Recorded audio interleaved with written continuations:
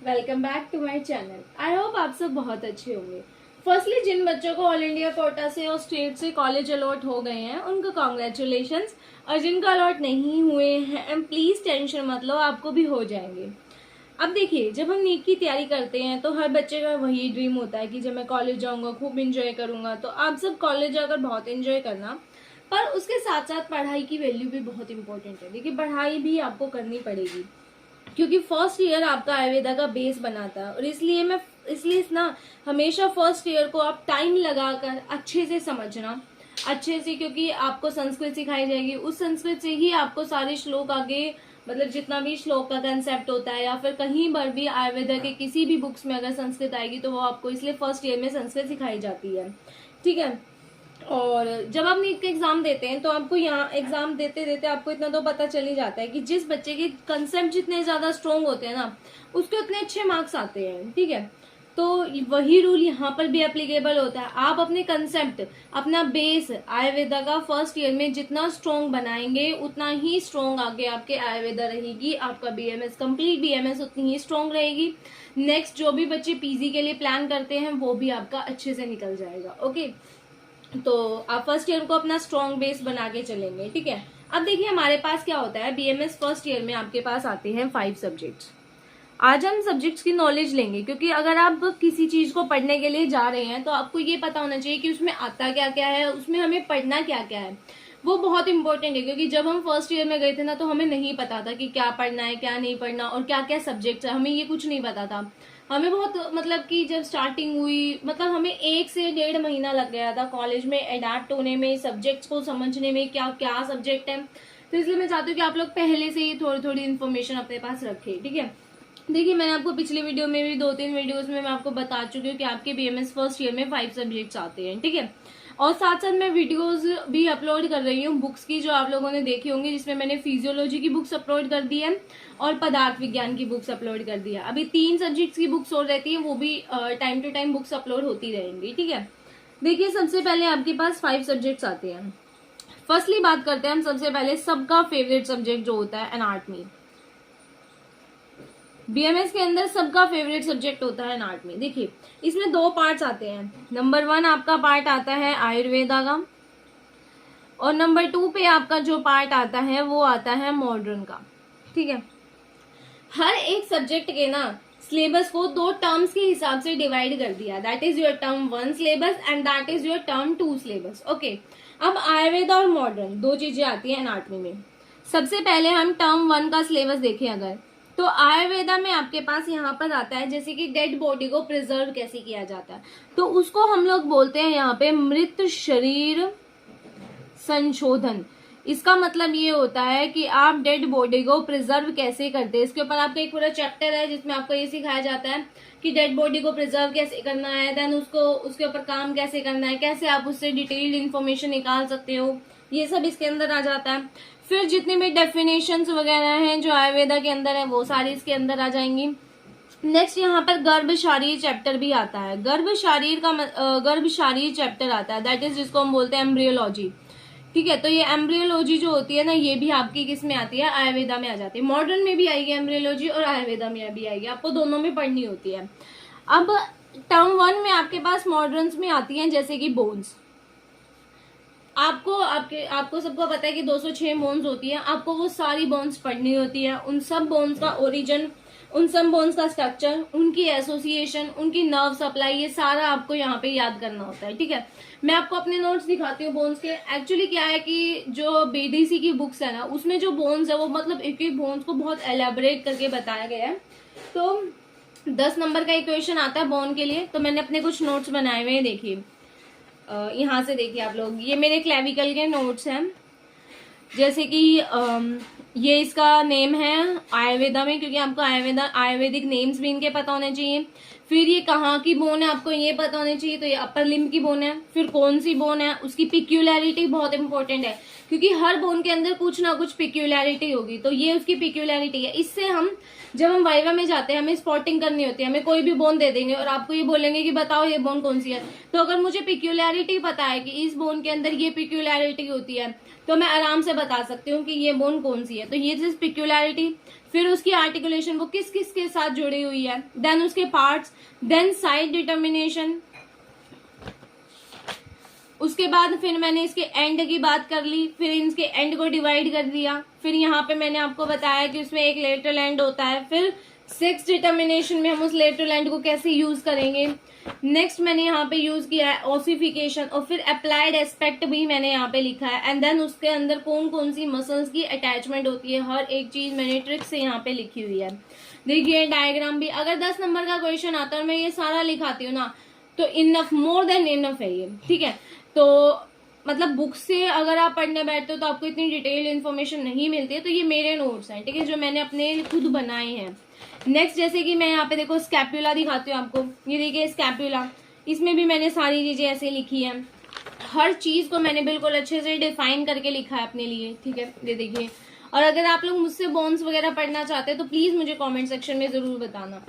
ये देखिए, और ये देखिए हर एक चीज आपको बहुत एक डिटेल्ड इन्फॉर्मेशन मिलेगी यहाँ पर। ये देखिए ये हैंड की बोन्स, और देखिए मैंने ना ट्रिक भी बनाई है, हर जगह हम हर जगह याद नहीं कर सकते, तो इसके लिए मैंने देखो यहाँ पे ट्रिक भी बनाई है, ठीक है। तो ऐसे करके मैंने अपनी सारी बोन्स जो है वो सारी तो नहीं करी है अभी मैंने अपनी कुछ बोन्स कंप्लीट कर ली है, ठीक है। अब आगे बात कर लेते हैं, इसके मॉडर्न पार्ट्स में बोन्स आती है और साथ साथ में मसल्स भी आती है, ठीक है। तो ये हो गया एनाटॉमी का। सेकेंड अब हम बात करते हैं संस्कृत की।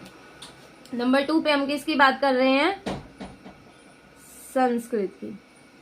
देखिए जो संस्कृत है ना उसका सिलेबस तो बहुत कम है, मतलब ऐसा नहीं है कि सिलेबस बहुत ज्यादा है, संस्कृत का जो सिलेबस है वो एक लिमिटेड सिलेबस है, तो इसका सिलेबस तो कम है। बट आपको ना इसमें थोड़ा देखो, कई चीजों में तो आपको इसको रटना पड़ेगा, आपको क्रैमिंग करनी ही पड़ेगी, कई चीजें याद नहीं, मतलब कई चीजें समझने की नहीं है, उनमें सिर्फ क्रैमिंग चलती है, ठीक है। और कई चीजें जो है वो आपको समझ के करनी पड़ेगी, ठीक है। इसमें दोनों कंसेप्ट चलेंगे, एक तरफ आपको क्रैम भी करना पड़ेगा, एक तरफ आपको समझना भी पड़ेगा। तो क्रैम करने के लिए आपको कुछ कुछ ट्रिक्स बनानी पड़ेंगी, जैसे कि मैं आपको बताती हूँ। इसके अंदर आते हैं शब्द रूप। मैं एक सेकेंड अपनी बुक से आपको दिखाती हूँ कि शब्द रूप और धातु रूप, इसके अंदर 2 चीजें इंक्लूडेड होती है। तो जो शब्द रूप होते हैं ना वो बहुत सारे हैं एक्चुअली, तो आपको क्या करना है, उन शब्द रूप को क्रैम करने के लिए ना आपको छोटे छोटे ट्रिक्स चाहिए। अगर आपके पास ट्रिक्स होंगे ना तो आप उन शब्द रूप को अच्छे से क्रैम कर सकते हैं। मैं आपको एक सेकेंड बुक दिखाती हूँ, ये देखो ये हमारी बुक है, जैसे इसमें आपके पास आते हैं शब्द रूप, ये है आपके शब्द रूप। इनको क्या है आपको याद करना पड़ेगा, ये अप्रोक्सीमेटली सारे शब्द रूप जितने भी हैं ये हमें याद करने होते हैं। देखिए कितने सारे शब्द रूप है, अब इनका लगाना तो रट्टा ही पड़ेगा, ठीक है। बट मैंने इनके लिए भी ट्रिक्स बनाई है, मैं आपको अपनी नोटबुक में ट्रिक दिखाती हूँ इनकी। ये देखिए मैंने इन सब के लिए क्या करा है, ट्रिक्स बनानी है। ये दैट इज, ये मैंने ट्रिक लिखी है, यहाँ पे ये ट्रिक लिखी हुई है, ये देखिए यहाँ पे भी मैंने इसके लिए ट्रिक लिखी है। तो मैंने हर किसी को याद करने के लिए ट्रिक बना ली है। तो आप रटिए, मैं खुद बोल रही हूँ कि रटना पड़ता है, बट रटना एक स्मार्ट वे में है, ठीक है। इसमें धातु रूप आती है, ये देखिए ये धातु रूप है, ये भी आपको रटनी पड़ती है, ठीक है। और इसमें बहुत सारी चीजें आती है जो रटने की है, बट बहुत सारी चीजें समझने की भी होती है। तो संस्कृत में एक तो आपके पास सिलेबस कम है, एक आपको रटना और समझना दोनों चीजें करनी है, एक इसमें आयुर्वेद का इतिहास भी इंक्लूडेड होता है, और इसमें 5 कथाएं भी आती हैं। वो जो 5 कथाएं होती है ना वो आपको याद करनी होती है, ठीक है, मतलब आपको समझा दी जाएंगी, फिर उनके ऊपर क्वेश्चंस आते हैं तो वो सारा करना होता है। तो 2 सब्जेक्ट्स की हम लोग बात कर चुके हैं। नंबर 3 सब्जेक्ट आपके पास आता है फिजियोलॉजी। फिजियोलॉजी मुझे ऐसा लगता है कि ठीक सब्जेक्ट है, ठीक है। इसमें आपको मतलब कि ये पूरा का पूरा वही, इसमें भी टर्म 1 है, टर्म 2 है, ठीक है। इसमें भी आयुर्वेदिक पार्ट है, इसमें भी मॉडर्न पार्ट है। अगर बात करते हैं आयुर्वेदिक पार्ट की, तो आयुर्वेदिक पार्ट में ये 3 चीजों के अराउंड पूरा चलता है। एक होता है दोष, एक धातु और एक मल। इन 3 के अराउंड आपका पूरा आयुर्वेदिक पार्ट चलता है, ठीक है। जैसे कि दोष होते हैं हमारे पास 3, वात, पित्त और कफ। धातु हमारे पास 7 होती हैं, और मल जो है वो हमारे पास 3 होते हैं, ठीक है। तो ये लगा लो, देखो 7, 3, 10, 11, 12, 13, तो 13 चैप्टर यहीं से सीधे सीधे आपके पास बन रहे हैं, ठीक है। और कुछ 1-2 चैप्टर स्टार्टिंग में इंट्रोडक्शन के भी होते हैं। तो जो आपकी फिजियोलॉजी है ना वो पूरी वात पित्त कफ के अराउंड ही चलती है। और यहाँ पर एक श्लोक भी होता है जो आपको याद रखना होता है, दोष धातु मल मूलम ही शरीरम, दोष धातु मल मूलम ही शरीरम। आपको यहाँ पे श्लोक भी याद करना होता है। देखिए जब आप कॉलेज में जाएंगे ना तो स्टार्टिंग में 1.5 मंथ सर सिर्फ यही बोलेंगे, वात पित्त कफ, वात पित्त कफ।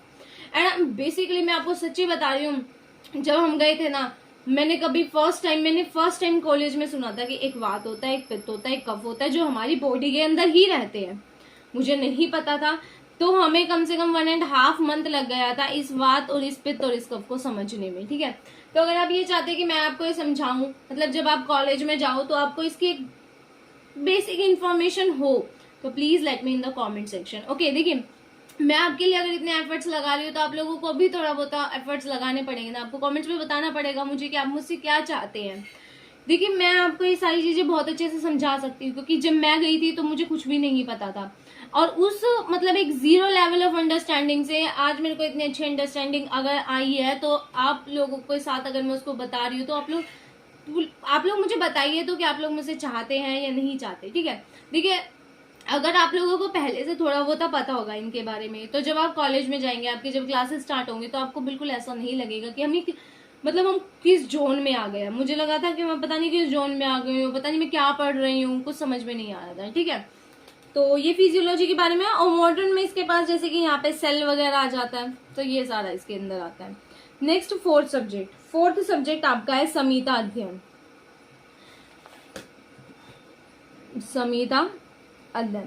संहिता अध्ययन के अंदर 2 चीजें आती हैं। नंबर 1 पे आपके पास आती है अष्टांग, नंबर 2 पे आपके पास आती है चरक। ये बहुत ज्यादा इंपॉर्टेंट है। देखिए आयुर्वेदा के 3 पिलर्स होते हैं, अष्टांग, चरक एंड सुश्रुत। अगर आपको ये 3 आते हैं तो आपको आयुर्वेदा बहुत अच्छे से आता है। सुश्रुत हमारा अभी नहीं आता है, सुश्रुत में एक्चुअली सारी सर्जरीज वगैरह आती है, वो I think 4th to 5th मतलब लास्ट उसमें आता है। तो अष्टांग और चरक ही बहुत इंपॉर्टेंट है। अष्टांग के हमारे में शायद 15 चैप्टर्स हैं और चरक के अप्रोक्सीमेटली हमारे में 12 चैप्टर्स इंक्लूडेड है। अब मैं आपको दिखाती हूँ कि अष्टांग की बुक कैसे पढ़नी है और चरक की बुक में क्या लिखा हुआ और कैसे आपको पढ़नी है। देखिए ये मेरी अष्टांग की बुक है। ठीक है, अब आप इसको ध्यान से देखिएगा कि कैसे आपको ये पढ़नी है। एक सेकंड, ये देखिए इसमें क्या होगा, अष्टांग की बुक के अंदर आपको सबसे पहले आपको श्लोक दिया जाएगा। ठीक है, उसके बाद उस श्लोक के शब्दार्थ, मतलब एक एक अक्षर की किस तरीके से आपको याद करना है, एक एक अक्षर का क्या अर्थ है वो बताया जाएगा। उसके बाद उसका भावार्थ लिखा होगा कि इस श्लोक का मतलब क्या है। नेक्स्ट आपके पास विमर्श आएगा, विमर्श में थोड़ा इसको और डिफाइन कर देंगे। ठीक है, जैसे यहाँ पर क्या है, ये आयुर्वेद के 8 अंग को डिफाइन किया गया है, तो यहाँ पर एक एक के बारे में अच्छे से डिफाइन कर दिया आगे जाके। देखिए ठीक है, तो मतलब कि श्लोक जो है वो सारे याद नहीं करने हैं, बट कुछ कुछ श्लोक जो है वो हमें याद करने हैं। और इसकी टेंशन मत लेना, ये अप्रोक्सीमेटली अपने आप हो जाते हैं, क्योंकि जब हम स्टार्टिंग में गए थे हमें भी लग रहा था कि कैसे याद होंगे। धीरे धीरे जब आप टाइम में अडेप्ट हो जाते हो तो आपको ये अपने आप श्लोक याद होने लग जाते हैं। ठीक है, हमें भी सारे याद हो गए थे, धीरे धीरे हमें भी सारे याद होने लग गए थे। ठीक है, तो ये तो थी आपके अष्टांग की बुक। अब मैं आपको यहाँ पे चरक की बुक भी दिखाती हूँ। ये देखिए, ये है हमारी चरक संहिता। ठीक है, चरक संहिता में भी क्या होता है कि जैसे यहाँ पे देखिए कोई भी श्लोक लिखा होगा, ठीक है, और देन उसके बाद उसका विमर्श होगा, मतलब ये थोड़ा इसके बारे में डिफाइन किया गया, देन उसके बाद उसका विमर्श होता है। विमर्श इसका बहुत बड़ा होता है। ठीक है, तो ये आपकी चरक की बुक हो गई। ये आपके 4 सब्जेक्ट्स की हमने बात कर ली। अब नंबर 5 की बात करते हैं। तो नंबर 5 पे जो है वो हमारे पास आता है पदार्थ विज्ञान। मैंने बुक्स भी शेयर कर दी हैं पदार्थ विज्ञान और फिजियोलॉजी की, तो और बाकी की मैं धीरे धीरे शेयर कर दूंगी आपके साथ कि क्या क्या है। ठीक है, और देखिए हर कॉलेज में ना अलग अलग बुक्स लगवाई जाती है, सेम बुक्स नहीं लगवाई जाती, तो आपके सीनियर्स कॉलेज में जो भी हैं आप एक बार उनसे कंसल्ट करके बुक लीजिएगा। ठीक है, पदार्थ विज्ञान में भी वही टर्म 1 है, टर्म 2 है। देखिए पदार्थ विज्ञान थोड़ा कंसेप्चुअल है, मतलब समझ में नहीं आता इतनी जल्दी, तो आपको बहुत उससे समझना पड़ेगा, अदरवाइज आपको पदार्थ विज्ञान कभी याद नहीं होगा। ठीक है, जैसे कि दर्शन, पदार्थ विज्ञान के अंदर एक सबसे मतलब एक ऐसा टॉपिक जो बहुत बच्चों को याद नहीं होता है, दैट इज दर्शन। बट मैं आपको दिखाती हूँ अगर आप मतलब अभी मेरे पास नोट्स नहीं है, अगर आपको दर्शन याद करना है तो मैं आपको याद करा सकती हूँ। मैंने इतने अच्छे से दर्शन याद किए, मेरे को हर एक दर्शन बहुत अच्छे से याद है। सिर्फ एक सिंपल बेसिक नोट्स बनाए हैं, वो मैंने बुक से नहीं बनाए हैं, वो मैंने अपने आप बनाए हैं। सिंपल बेसिक नोट्स है, अगर आप दर्शन याद करते हैं तो आपका एक भी क्वेश्चन रॉन्ग नहीं होता।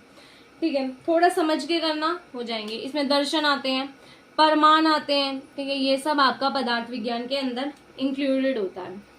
तो यहाँ से आपने देखा कि 5 सब्जेक्ट्स होते हैं। सबसे पहले मैंने आपको एनाटॉमी के बारे में बताया कि इसमें आयुर्वेदा है, मॉडर्न है, मॉडर्न में मैंने आपको बोन्स दिखाई अपनी, और इसके मॉडर्न के ना टर्म 2 में आपके पास सिस्टम्स आते हैं, लाइक जैसे कि रेस्पिरेटरी सिस्टम, डाइजेस्टिव सिस्टम, ये सारे सिस्टम्स आते हैं।